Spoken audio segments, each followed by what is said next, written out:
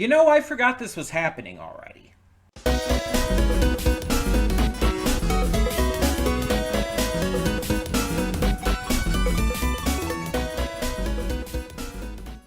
Hey everyone, welcome to Princess of Gay. I'm your host Connie, and today we are here with my blind reaction to the pilot for the Knights of Guinevere. And this is something special. I completely forgot it was happening this week, though. I thought it was going to be like next week. I knew it was this month, but it's just like the month has like moved on like faster than I was thinking it was going to. That's concerning. Time is moving quicker than I want it to. That scares me a little bit.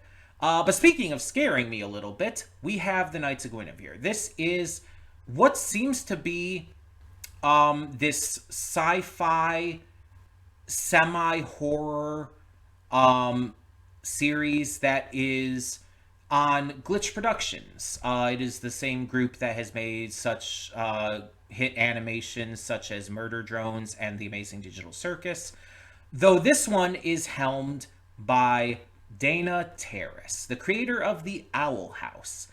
And that alone is massive, massive news. I mean, you could tell I'm a fan. I love The Owl House. It's one of my favorite shows of all time. It was so important, so powerful. It did so much great work in terms of queer representation. And unfortunately, it did get canceled before its time. It was allowed to finish, but they should have had a full third season. And it sucks because it was so amazing. And they did the best they could with the ending. It was a phenomenal ending for what was given, for what was allowed. But there could have been so much more. There were things that were left unexplained. There were things that could have been delved into more. But as it was, it's still one of my favorite shows of all time and has come to mean so much to me. And so to see that Dana is now working on a project that won't be hampered down by studio interference, something that, because of being online through Glitch Studios, will allow Dana to tell her full vision of this story, that's exciting. And I saw the initial trailer for this, and it looked really good. It looks like it's kind of poking the bear a little bit with Disney, too. Looks like it's kind of like calling them out based on the imagery, the obvious language used, and just the very blatant parallels to Disney World and Walt Disney himself and stuff. It's like, okay, we see what you're doing here. But it's also definitely going to be a fantastic story on its own outside of that. And it looks like it's going to delve into a lot of darkness. Which The Owl House had some darker moments, but it wasn't like a super dark series. This looks like it's going to be. Like, this looks like it's pretty freaky, actually. And it has a great voice cast that includes the likes of Sungwon Cho, Pro ZD, you might know him as, and so many more. I believe Guinevere herself is voiced by the same VA who did Basha in The Owl House, who is also the voice director for Owl House, Amphibia, and others. So that's really cool. That's really cool in and of itself.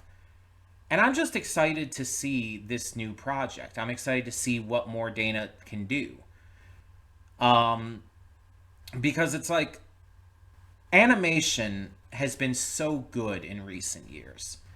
And we need to continue to support it. And this pilot is going to be like such a massive deal for indie animation that it's just going to... I feel this could change the landscape of things. In the same way that Has Been Hotel's pilot did. I feel like this could genuinely change the landscape of indie animation and maybe even animation as a whole. And that would be amazing. That would be phenomenal. And I really, really am excited to see what we have in store. So, without any further ado, let's just get into this and find out. Hold up just a sec. Before you click that link down in the description below to get to today's video, I want to remind you of all the awesome content we have both on this channel and the Princess of Gaming channel. Let's check it out.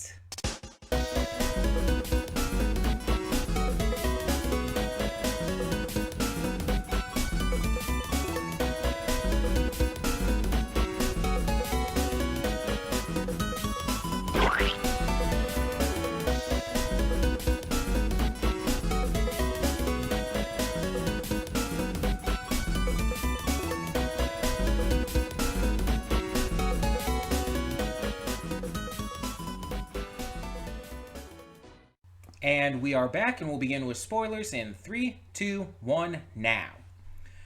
So, one thing I want to just start this off with is I don't know what the pronouns are for our two main characters, Frankie and Andy, because I don't think they're ever mentioned, unless I miss them somehow, which is possible. But I most notably am not sure because Frankie was also referred to as just Frank and Franklin.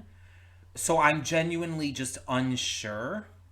And I'm going to use they them pronouns for both of them until we like find out anything otherwise. Um Guinevere was referred to as she her. Um and I believe the old man, Sparky, was referred to as he him.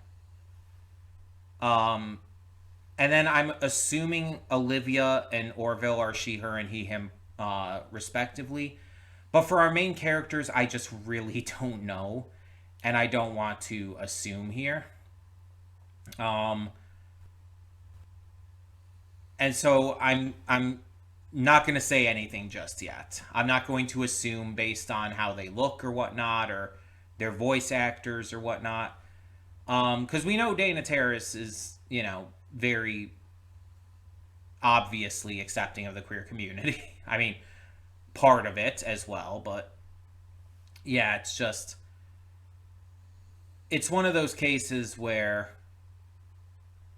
I want to be sure before I say anything. So let's talk about the actual pilot here. So from what we're gathering, this seems to be like maybe not post-apocalyptic, but some kind of like sci-fi future where everything is like, you know, like very fucked up. And the surface below seems to hold some level of disdain for people who work for the park. And that implies probably also the park itself. The park seems to be floating above everyone else. And there are people from the surface who work like as part of it, but not like within it. Like we see that Andy, before getting fired, is an engineer working for the park, and Frankie wants to be. Frankie is currently working on Sparky's ship as like a salvager, but wants to be an engineer so that they can work alongside Andy. And I'm still not also sure about Andy and Frankie's relationship. Like, are they best friends? Are they partners? Are they siblings to some degree? Like adopted siblings or whatnot? Or I don't know. They could be biological siblings too. I don't want to assume. But yeah, it's like I don't know. I have no full understanding on that yet. And I assume future episodes will go a lot more into that. We'll probably learn a lot more about them. This pilot was also very stylistic. Um, and it like starts off like just giving us kind of a view into things and showing things in a very like creative like manner with how it like visualizes it all. And gives us a view of like the almost horror elements of it right off the bat with how Gwen is, being treated and everything by young Olivia. And we soon learn that that's a flashback, that the current day is like, I would say like what, 60 years at least since then?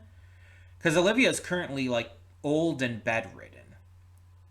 And after Gwen escaped, she was unable to find her, and I guess the security and everyone was unable to find her.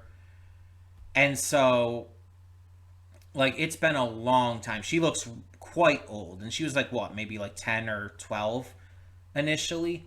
So yeah, I could believe it'd be 60 years since then. But we also see that when Frankie and Andy were young, they were like hacking into this claw machine and met a Gwen at that point.